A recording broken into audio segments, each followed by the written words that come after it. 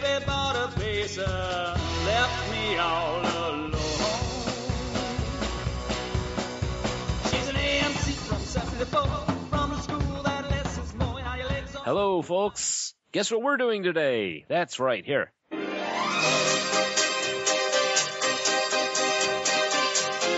Yeah, if you don't recognize that, you don't have a soul. Or you're not Jewish. We're doing... well...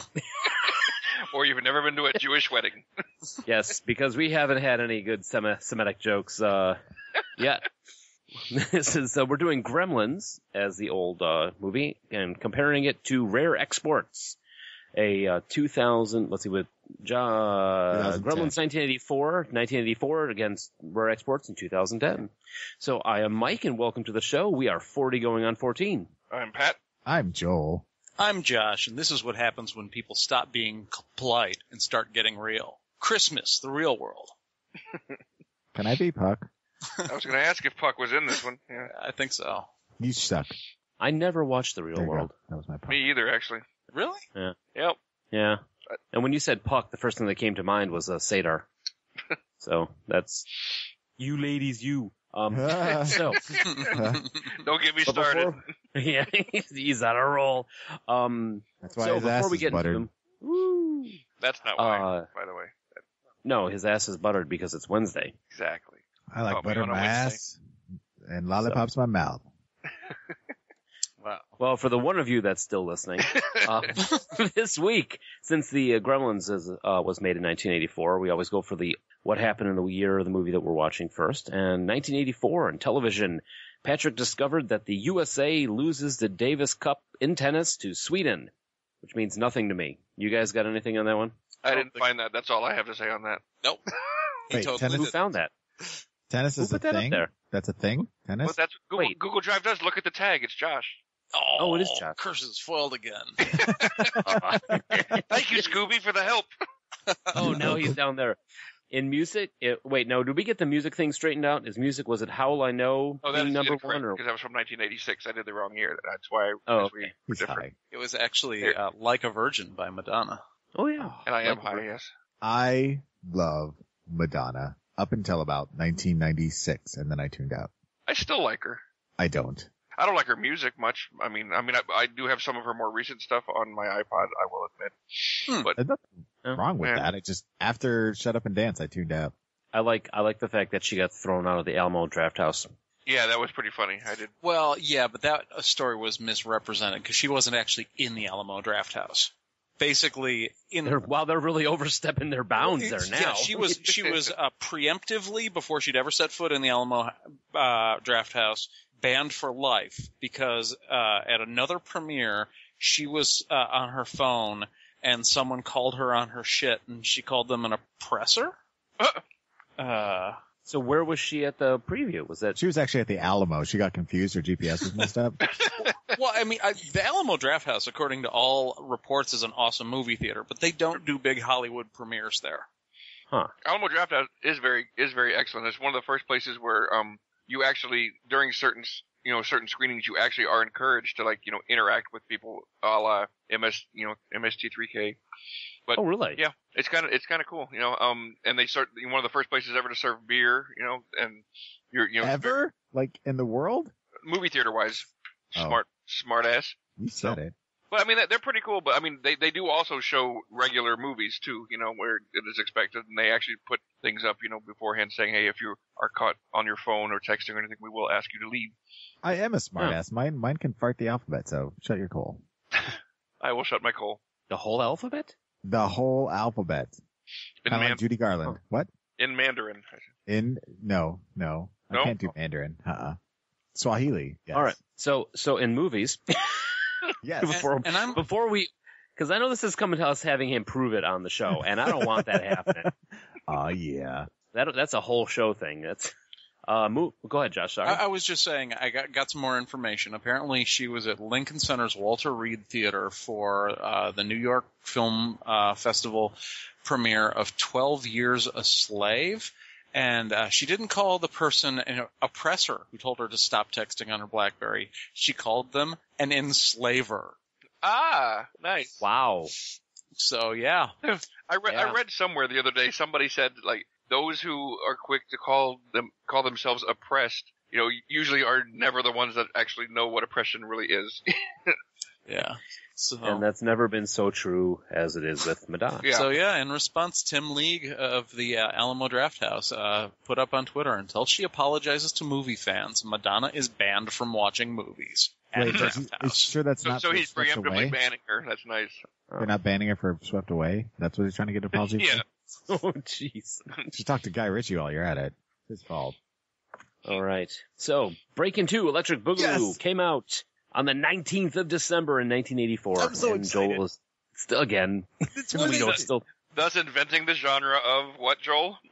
Nothing. It was already invented. Beat Street and Breakin' 1 were out, but it's where they go and they save the community center. And every time somebody says, "Oh, it's Die Hard 2," or "Oh, it's Gremlins 2," I gotta say Electric Boogaloo. And is that the one where they save the community center? Well, in this case, it's real because Ozone and Turbo, along with Kelly, played by the lovely Lucinda Dickey, and I'm sorry, Ozone was played by Shabadoo, and Turbo was played by Boogaloo Shrimp. They go and they save the community center, and there's a dance scene a la Fred Astaire where they're like dancing on the ceiling with the broom, and it's insane. It's so good. okay, I just want to say to all you folks, Joel just rattled all that off, not on IMDb. He literally just knows that. These are things he carries around in his brain, and that's why he can't find his way home at night, because that's what's taking up residence instead of where he lives. And stop jiggling your keys when I'm talking. It's distracting. So, one cool thing about this, it features Ice-T in his film debut. And the as a Beastie club Boys scene. are in Crush Groove. Yeah? Wrong movie. Sorry, I got too excited. You just really Okay, loves I'm Breaking- thinking, I think I we hope should there's have an newspaper 80s underneath Joel breakdancing right now. movie show then. What'd you say, Pat? I said, I hope there's a newspaper underneath Joel. Oh, There always is. you have no idea. Seriously, dude, like, this is a classic. It's better than Breakin' 1. And that's hard to say. No, it's not. It's not, because I just said it. But I'm just saying, it is difficult to make that. It's no House Party 2. It's got Boogaloo Shrimp in it. What's not? All right. And how that guy never got another job with that name, I don't know. You are wrong, sir. Michael Chambers? You are totally wrong. I could go for Yeah, some that's Boogaloo right. Shrimp. I know. Because he... That does sound like a Chili's menu item. it does sound like something. It does. Okay, just to defend Joel and Boogaloo Shrimp having He did other something things. after this. Yeah, he did. After that, he was in the Dom DeLuise show, Oh my God, I don't care. and then he was in Bill and Ted's Bogus Journey as get this, as Good Robot Bill. So, in probably his most famous movie that he was in, he played a robot white guy. Dude, who hasn't? Sounds like Antoine. He Right? he was in Dudley Do Right as a dancer. Yeah, he was prominently featured in the music video for Shaka Khan's "I Feel for You." Ooh, There you go. Speaking of which, fantastic song. that was some musical vomit, that song. No, that is a good... You shut your mouth, sir. Shaka Khan. I will come over Okay. there and destroy everything you own that has Judy Garland. I had a guy once, this is not a joke, I had a guy once when I was DJing at a club downtown come up and request that song, and I had security kick him out of the bar. For requesting Shaka Khan? Yeah, I was like, you gotta go. Get him out of here, guy. No, Patrick, I've lost respect. You're a for dick. you. Oh, what a cock. Shaka Khan. I could be corrupted by the smallest amount of power possible. Really, Patrick? Yeah. Oh, That particular song, I don't necessarily hate on Shaka Khan. That particular song is awful. oh, seriously, that's like one of my favorite songs from the 80s. Oh, that song is horrible. Don't Disturb the Groove probably being the next one, maybe up there. Oh my God, now I hope you're joking. What do you mean? Yeah. That's a good song. Oh my God, that song is... That's all I want to do. Shaka Khan. Let me rock Shaka Khan. Oh Let me my rock God. the for you. Oh, that's You know you love I'm it. over here dancing right now. Wait for that. All right, that's enough of that crap. That's this intro. All right, It's like let's get on 50 to the... years long on the real one. It's Yeah, it's 5.5 minutes. No, almost 6 minutes long. yeah, you need to hear the radio version. It's better. Yeah, No, you okay. don't. So anyway, You don't need to hear any version of that song. so Shaka Khan. Kids, if you don't know that, if you don't know that song, don't go right out and hear it. Please, save yourself the trouble. don't run out and hear it. Don't. People like running around their neighborhoods trying to listen for Shaka Khan. I think she's in the bushes. I heard a wild Shaka Khan last night. What does the Shaka say? God. I feel All right. for you. What? I think a wild So- Shaka Khan runs you about $200 at the Bunny Ranch. You're right. So guess what we're doing now?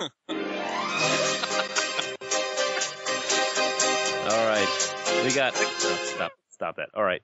We watched Gremlins, Yes. which unfortunately did not come out during Christmas time. It came out in... when did it come out? It came out in during the Lent? summer. Yeah, because they realized that they didn't have a tentpole movie, so they moved it up. It was supposed to come out at Christmas time. Did you say tent pole movie? Yes. Is that code for porn? No. It should be. Can't be. It is now. Yeah, will be now. Yeah, it is true. What they moved the release date up to the summertime because after Indiana Jones and the Temple of Doom came out, they were like, oh, we don't have anything to go up against that. Yeah, so. you can't beat Short Round. Well, it's very cool that you... I mean, you can. I mean, he won't complain much. He'll be like, thank you, Dr. Jones. Indy did. No time cool. for love. No time for lovey. It's cool that you mentioned that because along with Indiana Jones and the Temple of Doom, Gremlins was half responsible for the creation of the PG-13 rating. True. Because they decided that it was violent, but it wasn't violent enough to receive an R rating. You know what's funny, though, about that is as I was watching it, I was thinking, I'm like, I wonder if my kids would like this. And as I'm watching, and then all of a sudden they got to the kitchen scene with the mom. And I had a instant flashback to all the things she does to the various gremlins in the kitchen, which as a kid I loved. I thought it was the coolest thing ever. And I still think it's fantastic, by the way. But I was like, yeah, my kids aren't ready for this yet. Yeah, ultra violent though. Right. Even though they're puppets, it's really violent. It's like a Muppet version of a Clockwork Orange. Yeah. Well, it was actually supposed to be worse. Well, first off, let's go over some of the details. A boy inadvertently breaks the 3 most important rules concerning his new pet and unleashes a horde of malevolently mischievous monsters on a small town. And you guys should be impressed on the fact that I said that without flubbing it. Yeah, it was actually. And directed by Joe Dante, Produced by Steven Spielberg. Joe Dante of Inner Space and Small Soldiers. What else has he done? He wrote a book. He did The Howling, Rock and Roll High School. He wrote a book. He did Piranha. Kind of walked over the Howling there. Yes. Wait. Sorry. Piranha wasn't Cronenberg? Or was it produced by Cronenberg?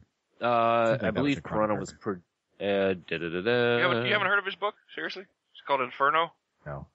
I don't like I where hear this is it's going. burning up the charts, though. Yeah. Oh, Okay. Dante's Inferno? Nothing? Anyone? Yeah. This thing on? Oh, wow. Yeah. Wow. And Yeah, I'm the that's- stupid one. That's a stretch there. So, We do a okay. character about the listener who turns in for Pat's sense of humor, but Dude, Yeah. that Patrick. He's still trying to figure out how to turn the computer on. He's like, man, where's the computer? so it starred Zach Galligan. Zach Is that how you Gilligan. say that? No, Gallall. Galligan, yeah. Galligan. Though we did pass over the writer, Chris Columbus. That's Yeah. right. Yes. 'Cause, Excellent with the yeah, I mean, known for writing. Kids movies originally. great. Yeah. Well, Wow. a bunch of the all the Spy Harry Kids. Potter Chamber of Secrets, Was he the Spy The Kids guy? Goonies, Home Alone. Yeah, he only did Let's the see. first Shit Harry ton of Potter. Hollywood stuff. Hey, he was the executive producer on Monkey Bone. Yeah. Oh, Jesus. He wrote Young Sherlock Holmes. Yeah. Heartbreak Hotel. He's actually quite prolific. Young Sherlock Holmes. He wrote the screenplay for that Didn't one. Josh just say that like 2 seconds ago? You did? Wait, who's high Absolutely here? did. I'm sorry. Went away. So, He also did starring. a young Sherlock Holmes. You think? Dude, did he do the Young Sherlock Holmes? He did. Oh, I didn't know that. So, Young Sherlock Holmes starred, no. Yahoo Serious. Yeah. Hoyt Axton, played Randall Peltzer. Found out in looking up trivia for this that he pretty much ad-libbed his entire script. What? That's Yeah. Well, I mean, he's Hoyt Axton. He was, he brought a lot of weight to the He Wait, was also yeah. the redheaded Really? stepchild's father on Different Strokes. That's true. Danny Cookson. Cooksey. and Phoebe Cates. Yeah. Oh, Many men Yeah. masturbated too. Speaking of Fast Times at Ridgemont High, we talked about last week. There you go. Phoebe Cates, masturbation material when we were all young when she took off her bikini top during that movie. And then Judge Reinhold masturbated. And then Judge Reinhold, who is apparently a douche in everything. No, He is. not in Beverly Hills Cop. Started out as a douche. He was more of a he was a doofus douche than in a Beverly douche. Hills Cop. He was a doofus. Okay, I'll give you that. He was more of a doofus than a douche, but he was definitely a douche in this one. Yeah. I mean, going up to Billy in the bar and be like, I would have fired you on the spot. my favorite Dick. part of the bar scene is like his way of hitting on a woman. I've got cable. Right? It was 84. Still uses that It was either that or his new answering machine. See, now I just say, because now I say, hey, I have Uverse, and it works so much better. No, it doesn't. Still living alone, huh? Works about as well as it did for him. Let's put it that way. Oh, true. I also love that we have our connection to Super 8 with Glenn Turman in this movie as well, playing a science teacher who doesn't make it through the film. Oh yeah, Yeah.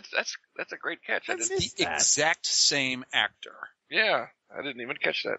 Also, Nice. who else is in here? Anybody of consequence? I mean, Corey Feldman. Yep. Oh, yeah. How Very young Corey Feldman. about this one?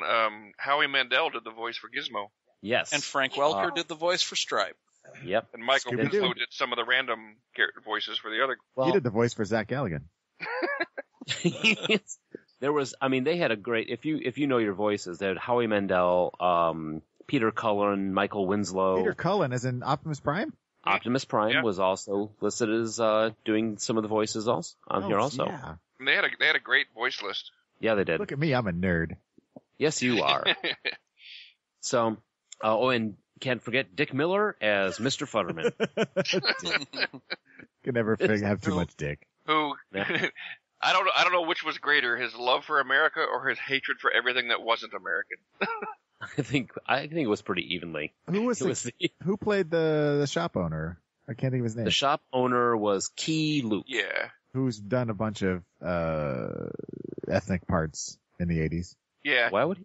Yeah. Yeah, Well, he was another one of typecast. those- he's another Talk one of about those being guys typecast. that they always cast him as the old wise and Chinese Yes. man. Let's see. I'm looking at his filmography. Lots of TV. He was in T.J. Hooker. Yeah. He was in Gem. Truly outrageous. I just briefly looked over his CV myself, and I just noticed there was like a couple of shows where he appeared several different times because Americans are so they can't tell. He's just different characters. Oh my God. He was Zoltar from Battle of the Planets. Now Please who's tell me. dirty? Me.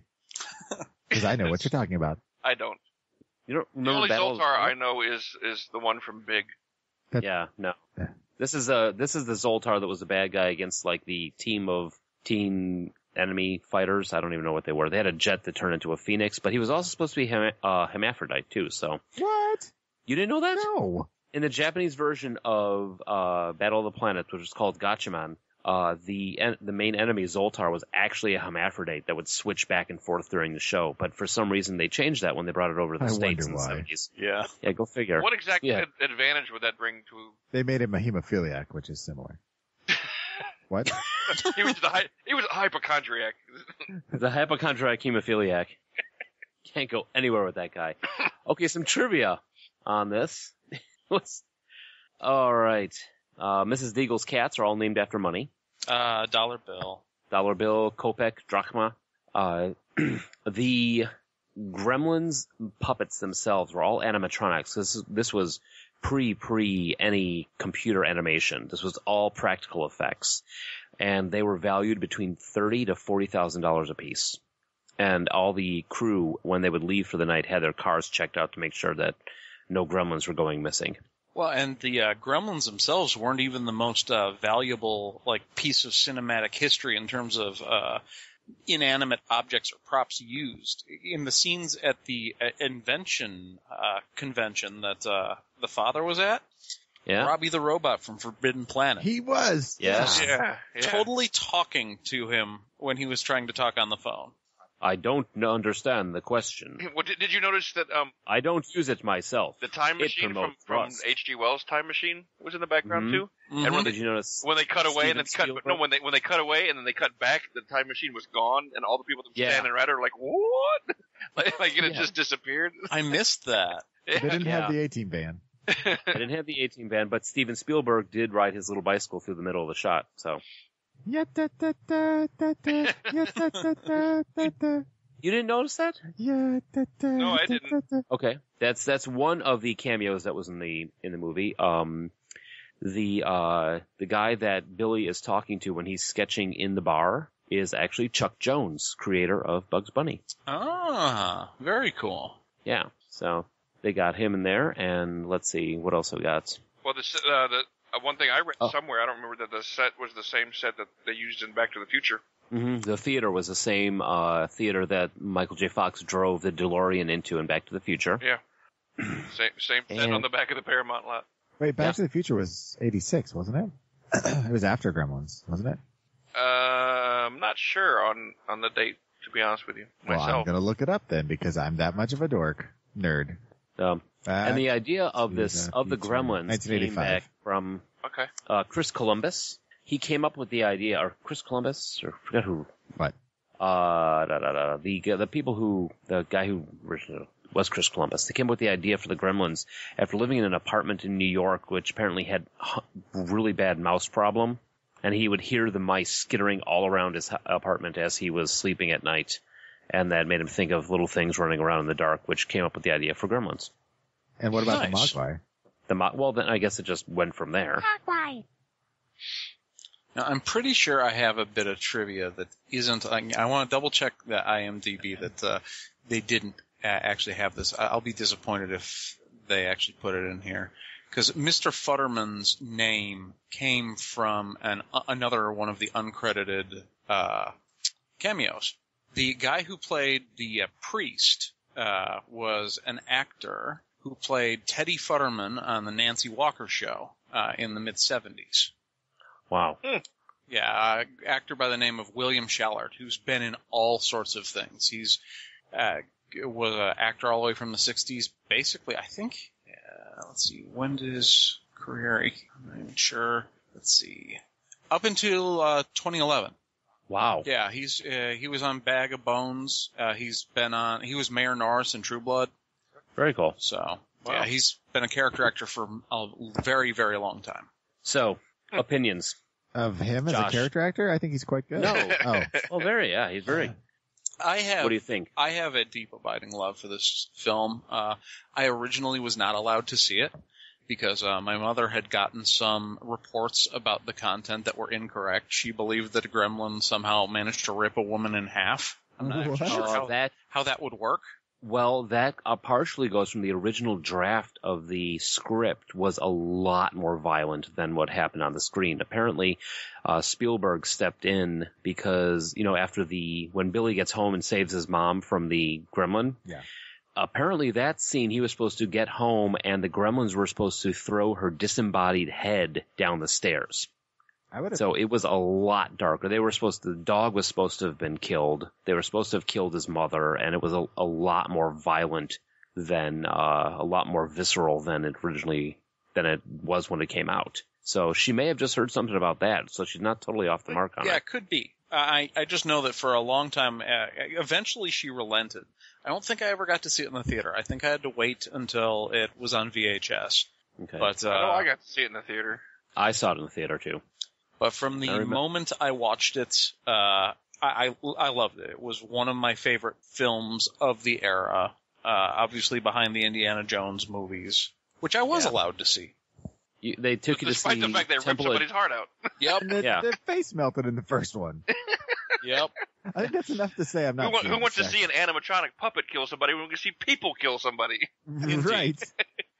I can see the Lord do it. Oh, jeez. It's okay then. He was a Nazi. Yeah, they're not people, they're Nazis. They're Nazis, and his face They don't melted because count. Jesus made it that way. You don't even get points for them. Nope, not at all. Anyway, moving on. What were you saying? So, no, I was just saying, I watched it with Katie, my 13-year-old, and I believe it's the second time she's seen it.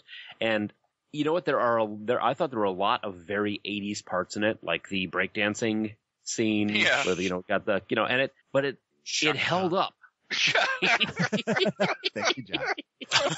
Let me rock you, Shaka Khan. Let me rock you. All I Oh, wanna do. shut up. Let me feel for Sorry. you. So I thought, honestly, the bar scene, I laughed out loud many times. My personal favorite and the funniest scene in the movie for me has got to be when you've got the Sam Spade gremlin with the fedora smoking the cigarette and the glass of scotch, and the other gremlin with the little bee puppet shows up. just the one scene where the Sam Spade gremlin turns and looks at the screen and just has that, can you believe this shit look on his face, and then hits him upside the head with the mallet.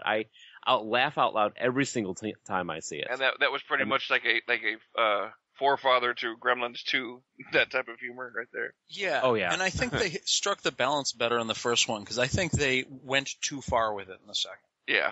Well, from what I understand, when they made the second one, is essentially after the first one did so good, they were like, all right, you have free reign, do whatever It was you a want. cash grab. Yeah, exactly. You want to Yeah, sell they were- toys at that point. Yeah, you're just trying to I had a invent Mogwai. characters you can make So, toys yeah. after. He's exactly right. Yeah. Exactly. And so- And I think it also, I was just going to say, you play to your audience. The reason that part of that worked is that they liked the funny. The kids did. So they played to that. That's all. Yeah, exactly.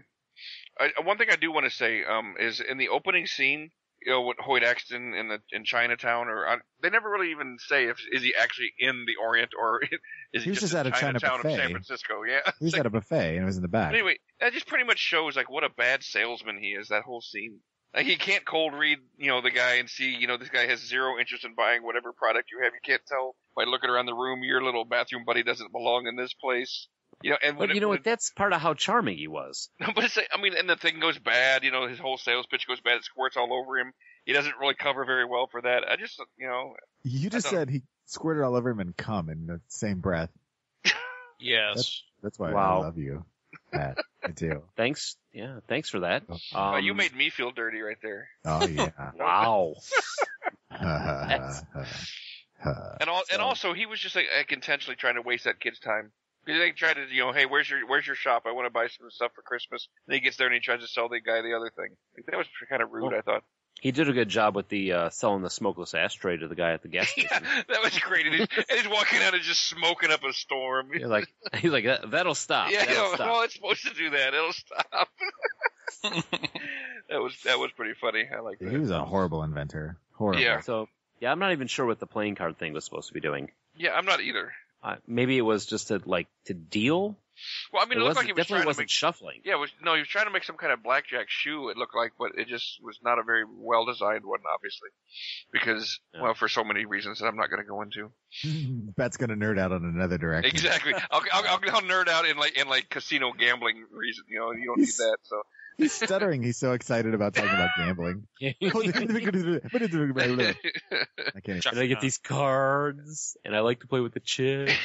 Anyway. So, round table. Thumbs up, thumbs down Wait, around the I didn't table. get a time. Hey, we're not done. Oh, wait. All right. So We're not mad- done with this movie. You're cutting this Yeah, movie keep up, going. buddy. What are you? You had to talk about Chaka Khan for an hour, so we're gonna talk about this movie. Shaka Khan.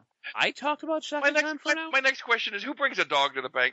Come on, that's just who does Billy that. Peltzer. Duh. And that's Yeah. why he's a loser. Apparently, Captain Clip-On. Yeah. And that's why he's not going to be a millionaire like Gerald, because of that I know. dog. Maybe he was having a rough day. We've talked about body counts in movies from this era. There's only 2 confirmed kills, and one of them was pretty much completely ignored. Like, the character I was talking about, the high school science teacher, he's the first person who is actually killed, and he just dies and no one ever refers to it again.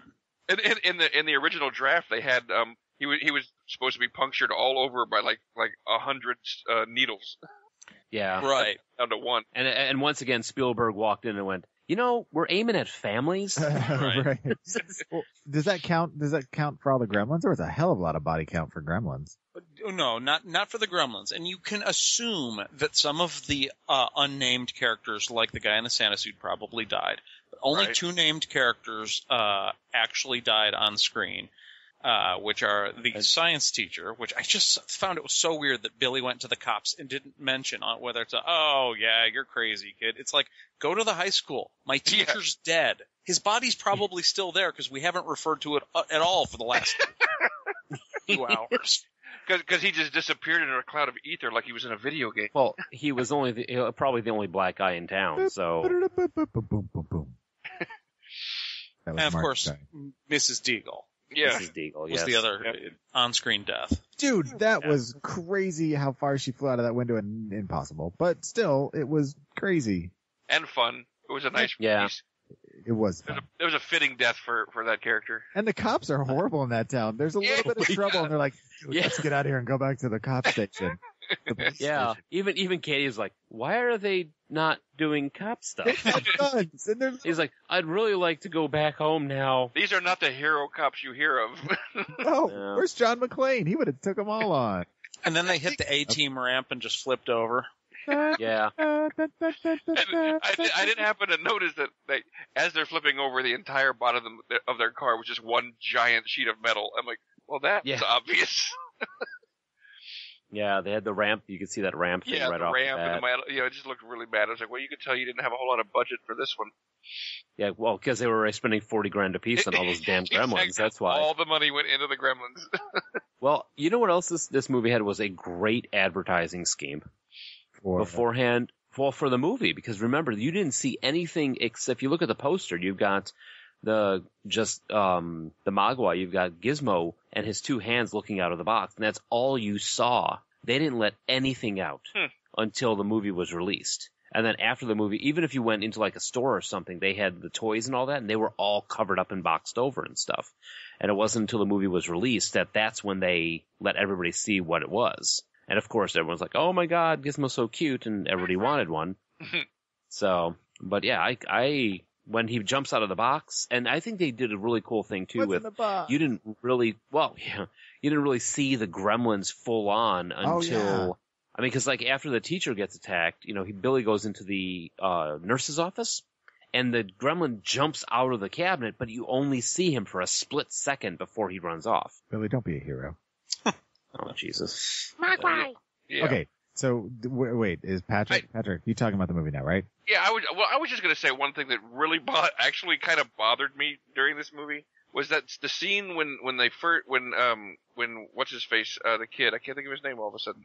Billy? Corey Feldman's character, he knocks the water onto Gizmo, and poor Gizmo is sitting there kicking and screaming, and and they're just like, oh yeah, and they're just looking at him, and the Isn't that neat? Yeah, as like, grab a towel, you assholes, help this thing out, do something, and then and these things start popping off, and all they do is they stare at those, and then in the meantime, in the background, you see Gizmo still going like he's being attacked by acid. You're just like, oh yeah, sucks to be you. I'm gonna check this thing out over here. I love this guy. Yeah. Let's watch him burn. Yeah. I'm like, help that poor thing out. And then when he takes the one of the second mogwais to the teacher, he's like, oh, check this out. Dumps water on him. Yeah. Like, are you picking up that these things probably don't like this? Yeah. Did you not hear the screaming pain that your other pet was in? And you even hear the one mogwai in the box when he picks up the water drop. You hear this little voice go, uh-oh. Yeah. It's like, oh, come on. We just sold 10 million more units. But I just thought that would. I mean, I'm sure they're going to help that poor creature out. What do that bothered me. So. And then the dad wants to sell one to everybody in the United States. Yeah. So. Okay, so they can't eat after midnight. What time can they eat again? The most glaring plot hole in the entire movie. Like, at what point can they eat? Because technically, it's always after midnight. I mean, I guess you could say sunrise. I mean, that's probably the most logical thing, but sunrise always changes. So, like, if you have a dog in Finland, or if you have a Gizmo in Finland, a mogwai, it could never eat during, like, 3 months of the year. Yeah. Is it like an internal clock? I mean, how do they know? Yeah, exactly. Like, what exactly is the cutoff? Is it like 11:59 and 59 seconds? Like, or, I mean, when does it start? It's just so ambiguous. Does it go by your clocks, their internal clock? I don't know. And why weren't the Gremlins shooting balls of gremlin out of their mouths when they were drinking beer and soda? That's a good point. Or wait, does it work for running Gremlins? Snow, Oh, it does. Shooting gremlins out of their mouth? Yeah, because I mean, there's Or They pooping them should, out be, or something. they should be leaving dozens of gremlins in their wake running through the snow. Just all their Right. snow prints the footprints in the snow should be popping up with little tiny gremlins all the time. Because snow is water. yep. My childhood is slowly being ruined by this conversation. I used to thought this movie was great. Now I think it sucks. And then you go and Spike jumps in the pool. And that just opens up a whole new can of worms. Like, I mean, that is just like exponentially creating gremlins by the millions, because everyone that pops off is getting wet instantly and popping off so many more. And suddenly, yeah, it's like tribbles, but like to the nth power. Degree, yeah. Okay, my turn? Yes. Okay. Another 80s movie. Okay. No. Leo was later, but Gremlins. Gremlins next to RoboCop has to be probably one of my favorite 80s movies. RoboCop being probably at the top of my list for that kind of like, I don't know, I don't want to say ever, but like that genre of sci-fi that got turned into kids related stuff over time. Cause not everyone did. It's a genre. It is because RoboCop was very hard R, and then over time Lines. It turned into a it cartoon. became a cartoon and toys and coloring books and all kinds of stuff. Anyway, I loved RoboCop, but Gremlins, I distinctly remember that whole sequence in the kitchen very vividly with the gremlin in the blender and the microwave and Spike at the end. I don't want to ruin it for anybody who hasn't seen it. Spoilers, but it's just the whole movie. It's over 30 years old. There's no I don't think we need spoiler spoiler warning. tags on our, Dude, what if somebody just woke the up from a 14 coma? end of anything that we do? I don't think we need any spoiler tags. If a kid Yeah, what woke if somebody- up from a coma just now and he hadn't seen it, And then If he comes subscribe to our if he comes to us podcast. to learn about what he's missed, he's going to be a fucked up kid. well, no, he's an adult now, you dumbass. He was a kid when he went into the coma. 30 years later, he's an adult now. Jesus, brain. Oh, well, He wasn't my figures that this is fault. the perfect podcast to catch him up on everything that's happened. It's like, yeah, the stuff that just happened. So anyway, I absolutely we love should speak into like we didn't start the fire for this guy. Is that what you're saying? this movie, and I had like you said, Mike, I had a mogwai, I had a gizmo stuffed animal that I carried around with me all the time. Slept with it, loved it. Never had any of the Gremlins toys. Like I remember they had like little plastic figures of the Gremlins, but I'm pretty sure I saw the second one in the theater, but not the first one. It was, to this day, and it held up. I was afraid it wasn't going to hold up because I don't think I've seen it in probably 20 years, maybe. I don't know, 15, however long it's been. Not since it was out almost, but I saw it several times It's a when it little hit cheesy, video. but it does hold up. Yeah, you're right. I think it's a solid movie. I mean, some of the effects are a little weak, but the story's solid. The characters are good. The Gremlins themselves are iconic, and so is Gizmo. So you can't, I mean, because of that, it has staying power. That's the big key to any good movie is that it has something iconic about it that makes you want to go back and watch it. Friday the 13th movies suck. They do. But I love them all because Jason is an iconic character. Just like any other franchise, RoboCop. The second, third one are terrible and the subsequent movies they made in Canada are awful, but RoboCop is an icon. So you automatically are drawn to it and you want to enjoy it, even if sometimes it's garbage. It's like with Hanna-Barbera cartoons. They're really at the base core. They're garbage, but they made iconic characters. They made iconic people that people love and will always love. So I'm glad somebody else agrees with me that Hanna-Barbera is crap. they were, but the characters, you see them on a t-shirt and you want to buy it. You're like, oh man, I loved Hong Kong Phooey when I was a kid. But the reality is it was really pretty much a garbage cartoon. Yeah. So. Well, the Hanna-Barbera races were okay, but the actual shows like they did, like the Jetsons and the Flintstones were just bad. But anyway, it's a whole other topic. Right. Anyway, that's my 2 cents. I think one of the things that Joel was kind of touching on that I firmly believe is that one of the reasons films, especially in this era, hold up a little bit better than things from, 7, 8 years later is because practical effects, I think, age a little bit better than early CG. Absolutely. Yeah, they do. I didn't think I said anything to do with that, but I agree with you. Yeah. Oh, okay. Well, no, I mean, I think you're right, Josh, because it's the amount of skill that it takes to put together these practical effects, even, going down from everything going on in the movie theater, when they're watching Snow White and the Seven Dwarfs, which is another hilarious That was great, scene. yeah. and going down to the stop motion animation of a Stripe leading all those gremlins down the street. Yeah, that was pretty cool. Which reminds me, when they're chasing them in the theater and you see them on the screen from the flip side, that's animated. Oh, is it? Yeah, that was animated. Very cool. Really? That was really good. Yeah, I didn't realize that. Wow. Oh crap, what was I going to say? Oh, nuts. Oh, I was watching a documentary on Ray Harryhausen. Speaking of iconic and stop motion. Yeah. They showed some of the stuff that he was doing back in the day, like black and white stuff. And seriously, it holds up as well, if not better, than some of the CGI crap that you see now. Well, yeah, like his version of the creature from the Black Lagoon is just as good as, a lot of special effects you see nowadays, yeah. The skeleton battle scene from Jason and the Argonauts. Yeah. There's something to be said, like I said, Josh, about practical effects holding up, even though sometimes it's obvious and there's things about it that are chintzy or whatever. I would rather have that, and I've said it before on other venues, but I would rather have that than have CGI that's subpar. Well, I honestly think, I think the biggest difference, and it makes much more of a difference, like, to your eyes than people realize, is how important correct lighting is. And you can't get the lighting right in CGI, and they haven't even still got it completely right. They're getting really, really close. But like if you have an animatronic puppet, obviously it's going to have the correct lighting because you don't have to replicate it. So it just looks a lot more realistic. That's just my take. So all the way around, Gremlins? Thumbs up. Oh yeah, definitely thumbs up. Yeah, Loved it. I easily watch it again. Thumbs up. Good stuff. Yeah. The last thing I personally want to say about it, an interesting little fact is, if you notice on the marquee at one point, it lists 2 movies. It says A Boy's Life and it says Watch the Skies. Those were the 2 movies it had listed. And those were the working titles for E.T. and Close Encounters. Nice. Oh, sweet. Yeah. Nice. I just like the fact that after Gremlins, everybody started cranking out these little monster movies. Like Ghoulies. Ghoulies and Critters. Mm-hmm. Oh, Jesus. Yeah. We got to do No, that. did you ever see the movie? Oh, Jesus. It was another one of those critter movies. Oh, really? Lots of little G's-eye. that is the plural for Jesus. Oh, Jesus. Oh, I did it there. See? Right. So, everybody, we're going to take a break right now. And when we come back, we are going to go over the movie Rare Exports, A Christmas Tale from 2010. It's a Finnish movie. So it's finished. We don't have any sound bites from it because we wouldn't know what they were saying anyway, because you can't put subtitles on an audio podcast, I discovered. Yeah. So we'll be back in just a bit.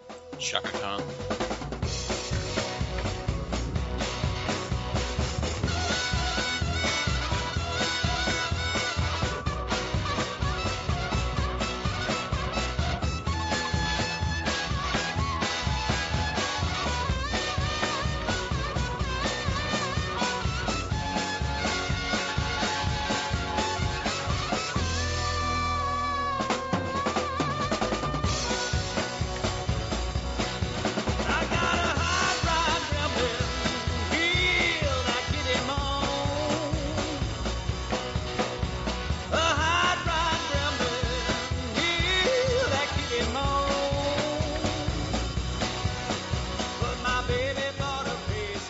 Hello, folks. We're back. What the hell just happened? Tony Bennett bit. Santa Claus is coming to town. Thanks. All right, that's enough of Tony. Tony was apparently in a ditch when he sang. Yeah. Apparently, a very deep. It's from his latest album, Songs I Sing in My Bathroom. Chicago, the deep dish. So, Rare Exports came out in 2010, and in the depths of the Carvershurnaturi Mountains. We're going to be doing that a lot. Yeah, we are. 486 meters deep lies the closest ever guarded secret of Christmas. The time has come to dig it up. This Christmas, everyone will believe in Santa Claus. I have mixed feelings about this movie. Oh, no. Really? Well, let's go over it. It's, okay, directed by Jamarli Helander, who has directed nothing else we've ever seen.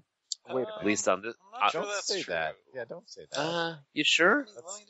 Nothing I've seen, I know that. Yeah, because I looked it up and nothing jumped out at me on here, man. Maximilian Tarzan, did you see that? Dude, that was the shit. I can say I've never seen any of these movies. How about I'm just double checking because I like a lot of the stuff from Finland. So I was just making sure that he was not involved in like Troll Hunter or some of the other things I've seen. See, and I was shocked at your comment about Troll Hunter, which we'll get to probably in a minute. But anyway, moving on. I'm really intrigued by this, by the way, this Maximilian Tarzan, because I'm imagining the robot from the black hole as, and I'm liking that movie. Okay, well, whatever that is, it came out in 1999, and Kari Stark is Tarzan. Oh, Kari Stark, yeah. And then there's Of the Starks of the North. Yeah, I don't know how to say that name, but it has a lot of dots over a lot of letters. There consonants in it? Umlauts, a lot of umlauts. A lot of umlauts. Okay. So, oh my God. Yes. So going back to rare exports. Gizai. So it's the cast again. There's 3 people have. Just skip the cast because nobody's going to know unless we have listeners in Finland. And if they are, write us a letter and let us know. We'll come back and we would love to know. And we will Peter on herring too while we're at it. Well, Peter Jacoby, that was the guy running the dig, wasn't it? Don't get racist. No, that was Jacoby was the original elf. Well, we'll get to that. You can't know. Yeah. Okay. So a bunch of people that we don't know, but I was impressed all around with. Yeah. I mean, there's some good acting in this. I mean, the kid, Pitari, the kid, was really good. Yes, he was. I was very impressed by him. Yeah, and his dad, the kid and his dad were very good. Okay, so the whole idea, the premise behind this the dad had a very, what's his name, Viggo Mortensen from The Road vibe to him. Yeah. Good point. In fact, everybody did. He was finished. The Road is actually just is a daily commute in Finland. So here's the deal. There's a dig going on the top of a mountain, and they discover a grave? Yes, it's just over the border between Finland and Russia. An American team is digging into the mountain because there's some sort of grave that the company that has put the Americans there to dig is interested in getting a cargo from. It's unspecified something. Which initially, I was like, this is a Finnish movie, so I was totally expecting subtitles right away. And then it started out in English. I'm like, wait, what? Is this the right movie? I was a little thrown off. That didn't surprise me at all, considering in Finland, both speaking Finnish and English with perfect bilinguality, that's very common. It's just, one of my favorite bands is from Finland, and everything they sing is in English. I do want to go to Finland. It's supposed to be so awesome there. You are all nerding out on a totally weird level right now. Yeah.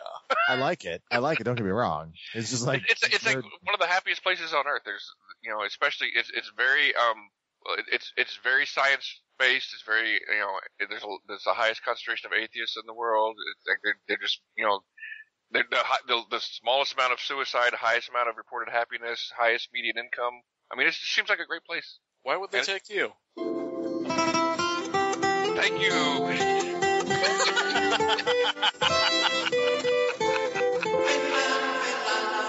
I was waiting for that to happen. He's enough. Thank you very much for that, because I did quote that song last week and nobody picked up on it. So, because I said last week we were talking about Finland, for this movie, and I was like, oh, that's quite where I want to be. How about this? I want to be There we go. only trekking or camping, or just watching TV. Finland, Finland, Finland. I think Monty Python has had a bigger effect on my life than I realized. One cool thing. The first time someone says something nice about Finland, I'm like, yes, I am very receptive to this. I am ready for this.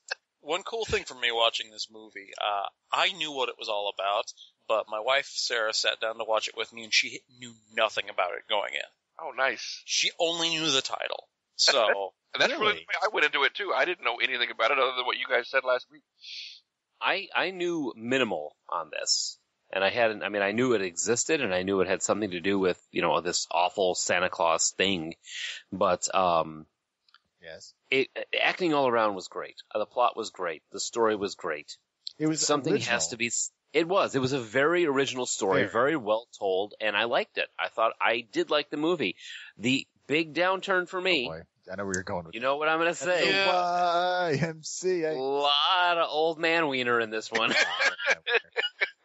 I mean, I'm not saying that I have a scale of what constitutes too much old man wiener, because just one at first. Because well, apparently I have become immune to old man wiener now that I have started working out in actual gyms in public. Because you walk around a locker room, there's a lot of old man wiener. You just kind of develop an immunity. It didn't bother me. It's like, whatever. Yeah. Not even when the hundreds of them were running across the plain. Look at all the various old peni. That's plural. Oh, Doesn't work. That doesn't work. The collective noun is a resurrection of Jesus.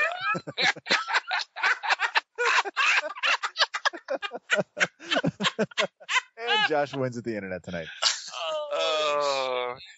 There's your internet point. Yeah. Holy crap. Your medal is in the mail. Okay, so let's give the listeners a quick plot rundown. They're digging in this mountain. They discover Santa Claus's grave, which no. Yeah, exactly. This boy he does a little research. They go cut through the fence and they're watching them dig like they shouldn't be doing. Apparently, naughty little children. Apparently less of a grave and more of just a prison, as we find out. Yeah. And he discovers that Santa Claus actually leans a little bit more towards the Krampus legend. Right. Somebody said that when I said I was watching it. They're like, Krampus? I'm like, yeah, kind of. Yeah. Yeah. It's like Santa Claus just had really good publicity, people, after this thing, and what actually is Krampus, and apparently is going to come, drag all the children away that are naughty, and one by one, after they dig into this mountain, children in town start to disappear. And the first thing that happens is that the reindeer herd gets eaten or killed. Slaughtered and the herd of reindeer that they're banking on for their money and food for the upcoming winter is slaughtered. And eventually they discover in this illegal wolf pit a elderly gentleman who matches what we know as Santa Claus. So I believe they were going to, when they assumed he was dead, they were going to disembowel him and then bury him. Yeah, it looked like they were going to chop him up on the saw that they used to slaughter the hogs. Yeah, he was about to get dismembered on a bandsaw, is what that was. Yeah. So he finally comes back, he wakes up and apparently is a lot tougher than when they originally gave him credit for. Yeah. So they get in touch. They walk around naked in Finland. You got to be pretty tough for that. Right. Yeah, exactly. If you're in Finland walking around naked, man, you got some balls. Well, yeah. They're just not showing. Not real, yeah. Old man testicles. So, and because he's wearing a stolen jacket uniform from one of the Americans from the dig, they believe that he is an American. 55-year-old American guy. Yep. Yeah. Yep. They're like, he can't be. He's only 55. That's what I read anyway. Yeah. So they basically said they're going to trade him for a ransom for the $85,000 that they were supposed to have gotten for all these reindeer that got slaughtered, and get in touch with the guy in charge of the dig. Which upon they discover that this is not a dig employee, nor is it Santa Claus, who they assumed it was, because they just little by little everything picks up. They discover that they think it's Santa Claus, and they discover that this is not Santa Claus, but one of his elves. I got a question real quick though, going back just a little bit. Where did that kid come up with all those books? Because it's not like they lived near to a library, and if he had access to, like, for some reason, just this cachet of Santa reference books, if he had that, wouldn't he already know about Santa? Wouldn't he not need to read about it? Because, that seems like that's something like, if your family had this around, somebody in the family is a Santa expert already. Well, It could be that his mother was big into folklore and fairy tales and had a library of this sort of thing. Pat, haven't you ever heard of Amazon.com? Come on.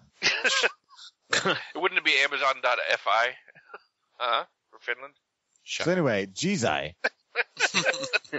That's Joel. That was last week, dude. That was last week. Whatever.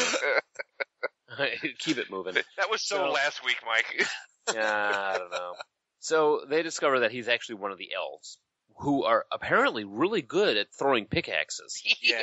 Hundreds of immortal, naked old dudes. Who have been practicing their pickaxe throwing skills in the off season. Yeah. And their caber toss. It was. So these they try to do this trade-off, but not their hygiene. Yeah, hygiene was definitely not high on the list for these guys. So they try to do this trade-off, and the elves attack. So imagine being attacked by hundreds of naked old men carrying pickaxes. Sounds like my dreams. Yeah, Oh, I once had that again, thing. there's a sentence that I was not expecting to say this morning, and they duck into a shelter. What was it? What is that called where you put airplanes? A Hangar? A hangar. They duck into this hangar, and in this hangar is this gigantic ice ball with horns. with like horns literally the size of a pickup truck. Yeah, they're like ridiculous, like war size horns. Yeah. What I thought was awesome about the hangar is there was this bit with the kid and his advent calendar where because he'd learned to hate and fear Santa, he was like taping up and then later stapling the 24th door on the advent calendar. Mm-hmm. And of course, he looks into the hangar. It's got the big number 24 on it for the final door. Yep. Yeah, I thought that was pretty clever too. good stuff. But so Santa Claus apparently is a demon. I'm going with. More or less, yeah. I mean, that's kind of how More or they less. describe him. Ancient evil. Right. So, And yeah. they dispatch him in a clever and interesting way. Because honestly, you watch this movie if you like this wacky kind of crap. Okay, Where they take 2010. it. Hold on. Spoilers. Okay, go ahead. If you like this wacky kind of crap, they destroy him with tons of dynamite and blow him up. And I then like the there's- fact that they climb up the ice sculpture to get the horns first. Right, they cut the Yeah. horns Yeah, out first. oh yeah, because they're like, oh, Yeah, no, let those go. when he starts approaching it with the chainsaw, I was like, what is he doing? Right?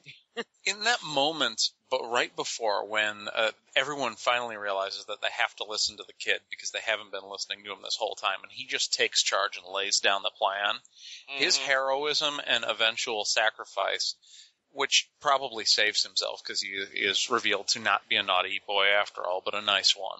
Right. Yeah.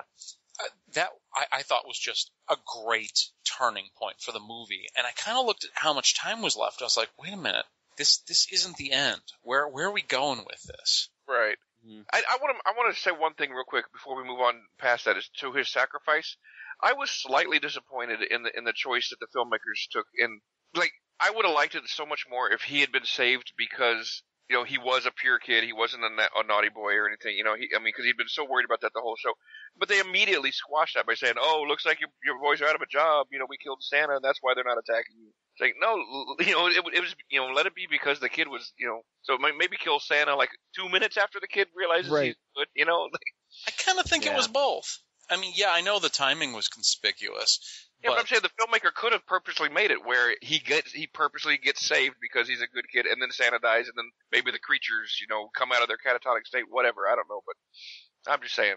I think it's, I think they did a disservice to the character by not giving him the full arc of showing that he knows he's a good kid.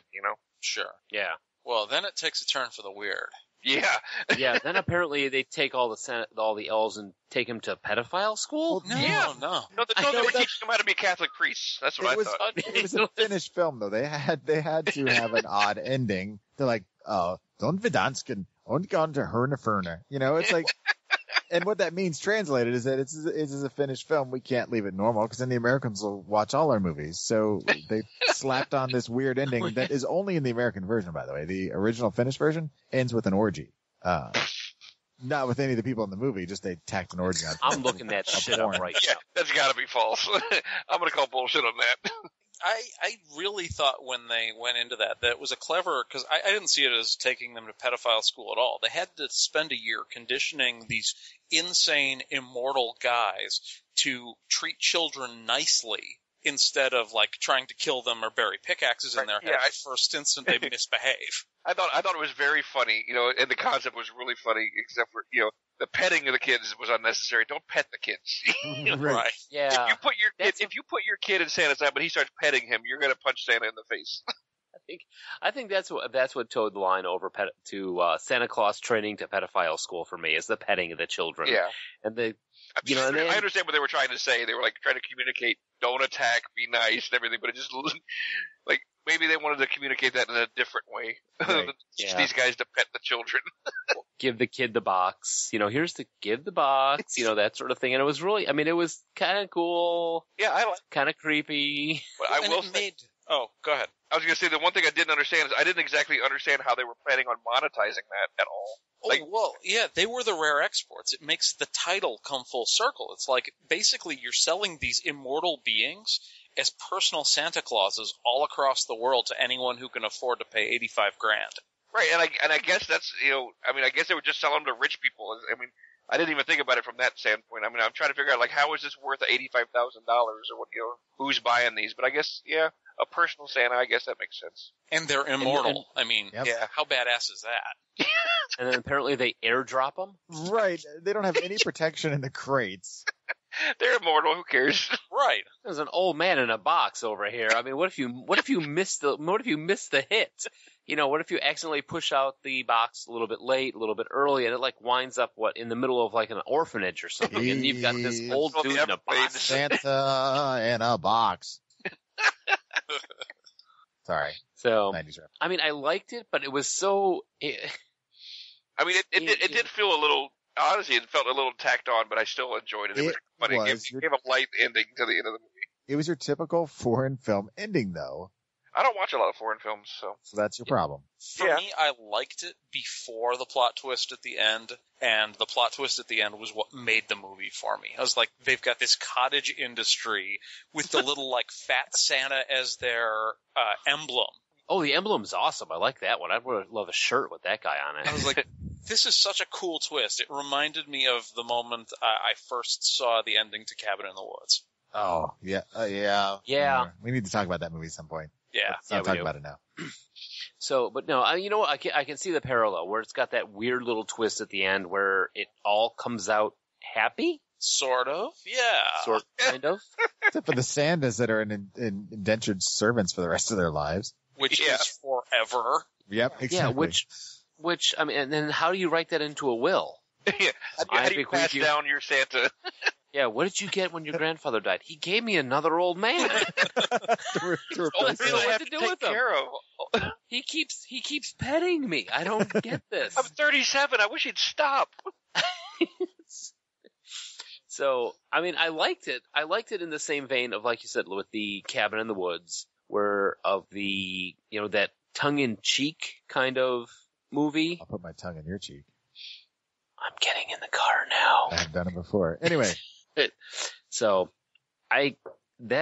just weirdness. I enjoyed this movie much more than I expected to, because first of all, the production value was a lot higher than I was expecting going into it. I didn't think it was going to be I thought it was just going to be like a cheap little, and I don't know what. Apparently, what it's really, but yeah. I was expecting a lot worse effects than what I saw. yeah. And I am impressed with they got a lot of old men to run naked in the snow. I mean, and how do you do a casting call for that?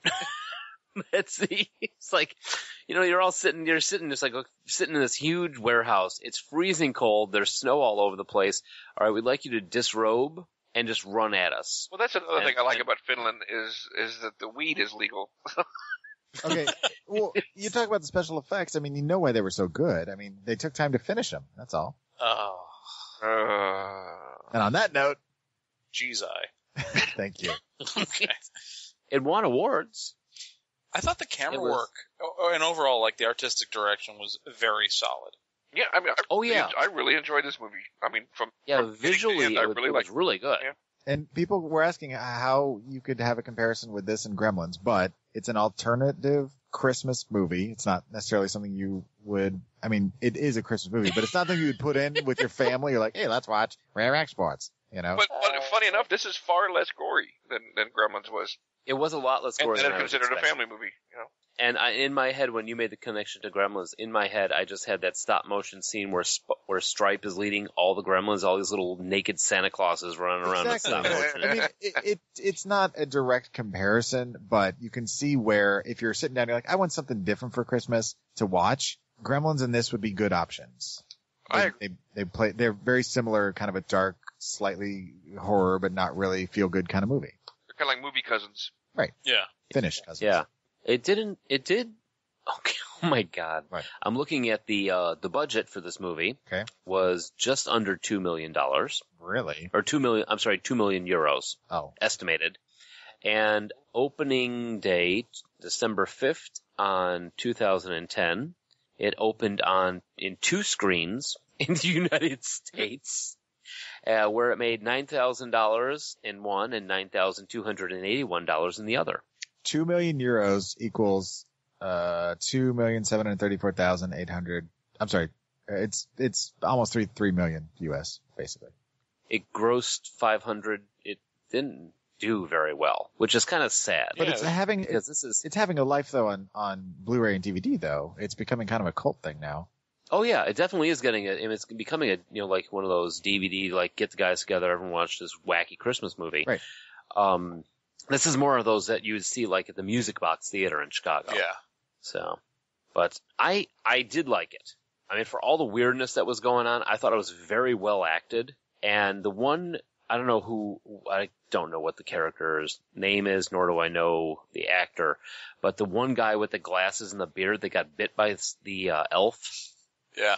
He looked kind of like, they all kind of look like, crap, just lost her name. How. ZZ Top. Yeah, it was like a ZZ Top Christmas. But the movie had the Thing vibe to it. Yeah, it did. So I liked it. I mean, it's not one that I'm going to be putting in my rotation quite often, but it is one that, if I don't have to explain it to somebody. Old man penis. Namely, yeah. I definitely don't feel bad for watching it like I did for watching Santa Claus the movie. Yeah. No. I felt like that I could have, even I, with as much wasted time as I have, could have used my time better than watching Santa Claus the movie. But Rare Exports was actually kind of fun. Yeah, I liked it. I give it a thumbs up. Me too. Yeah, overwhelming thumbs up. 10 out of 10 for me. I would give it a thumbs up. Although I just have to question your comment, Josh, about how you were not a fan of Troll Hunter, or this was better. This was much better. I didn't hate Troll Hunter. Though it was cheesy in parts and not as well acted, and some of the dialogue wasn't as good. It was similarly well filmed.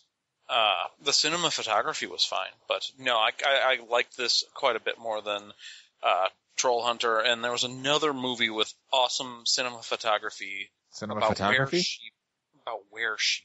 That Black Sheep. Yeah, Black Sheep. They gave me the same kind of vibe, but I thought this was much better than Black Sheep. I love Black Sheep. I thought that was better than Troll Hunter and this, but that's just me. I like Troll Hunter. The one with Chris Farley? No.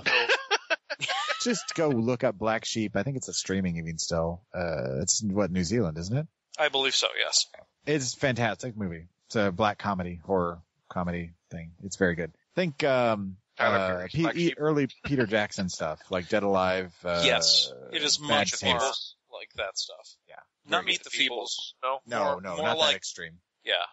There are 40 million sheep in New Zealand, and they are pissed off. Okay, I'm in. Trust me, it's worth it. You'll like it. Yeah. Awesome. And it gave me the same kind of vibe where it's this very different take on a genre with spectacular cinema photography. Cinematography. You don't need the pho part. Not cinema photography. It's just cinematography. Why not? You can if you want. Jeez, Josh is making up his own words tonight. Wait a minute. We didn't use Pat's word. Pat's word? Yeah. Pat made up a word, remember? Yeah, he re-agreed. Oh, yeah. No, that was last week. That was last week, too. That was 2 weeks ago. Whatever. I don't know. Hang the turkey in the backyard and let's move on. I'm more upset that somebody else hasn't made an appearance yet. It hasn't really fit in. Mr. Oh, you miss me, Pat? I've been here the whole time, stroking the children. Oh, we just... Eesh. Was that too wait, So... Way to destroy that gratuitous use of Dr. No-Nos. Oh, man. Wow. Let's get out of here. I think you need to shove him back down somewhere until next week after that. Speaking of next week, what are we doing next week, Josh? We're dying hard. Yes, we are. Actually, I think we've been doing that for the last half hour. That's Angel Lust. So, we are taking on Die Hard. The original. Yep. Yes. This is the last installment of our Christmas series. Right. Yes. So we're going to be looking at action films with a Christmas flavoring. So Die Hard is our original, and for today we're going to look at Kiss Kiss Bang Bang.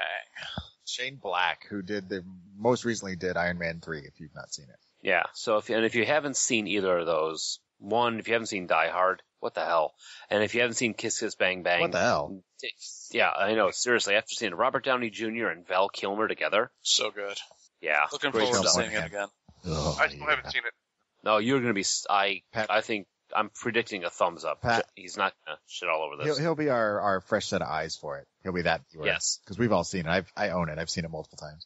Yeah, I own it now too. So Anyway, all right. So, folks, if you enjoy the show and you would like to pass us on a conversation, give us some ideas, or something that we can add to the show, or comments, critiques, or a new word for Patrick to use, you can contact us at 40go14@gmail.com, or you can leave us a voicemail message at 708-NOW-RAP, WRAP, which comes out to 708-669-9727.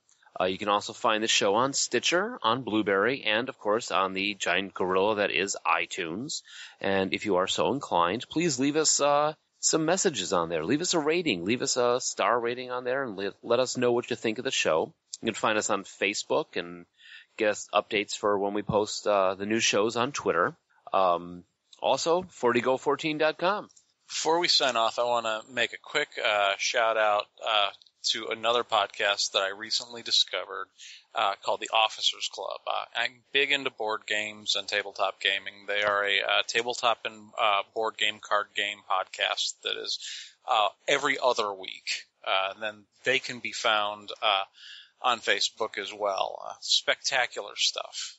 These young guys have really got it together. And they can be found also, I want to say that they do like a Tumblr or something. Okay. So, yeah. Just do a search for the Officers Club on Facebook. I'll tumble for ya. I'll tumble for ya. Oh, sorry. Oh, it looks like they're up on iTunes now, too. Sweet. There you go. Oh, good. All right. Nice. So, thanks for listening. Mike's saying goodbye. Oh, yeah, Yes, me you can too. say goodbye, I'll say too. goodbye. Yeah. Bye. Bye. And I'll say, Bye. Shaka Khan. Oh. Nice. Jeez, I.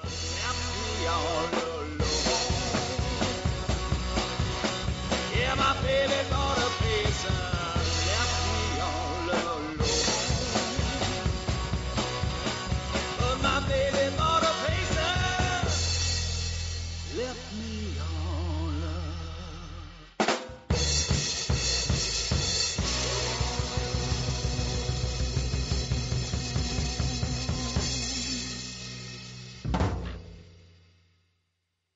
He's like, I just am impressed at how intelligent everybody is. I'm like, wait, you're listening to the right show, right? I'm like, there's a compliment we don't get often. And specifically, they mentioned Pat. You guys are so smart. Yeah, Pat's name was the specific one. That's a smart one? Apparently so. I told you, fuckers.